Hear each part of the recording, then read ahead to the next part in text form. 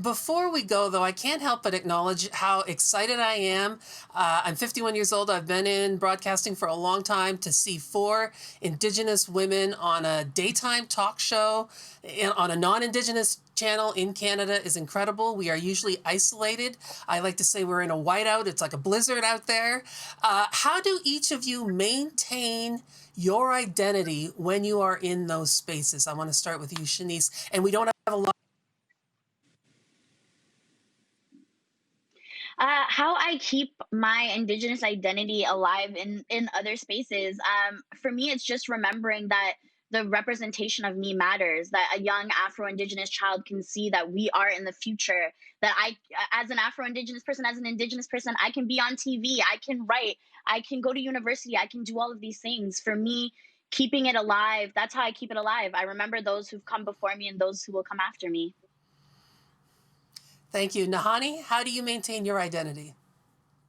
Yeah, well, it is a very conscious thing every single day to remember the matriarchs who came before me, the matriarchs who survived, who resisted, who persevered, who allowed me to be where I am today, every single day. And in that, when I remember and I invoke our matriarchs, I can go into any space proud, as a proud Indigenous woman, commanding my space unapologetically and standing up for our people, in particular our women and our girls and our two-spirited, something that I am incredibly proud and honored to be carrying on the work of all of the matriarchs before us. Absolutely. I think it's imperative that we always maintain our own voice, that when we are given the microphone, we speak from our truth, from our place. And it is really encouraging to see how more and more that space is being allowed. Excuse me. I'm hoping that as we move forward into the future, we'll see more women in our elected officials as well, which will have an impact in our communities. This has been an incredible, incredible experience. Shayla, did you have something you wanted to say before we go?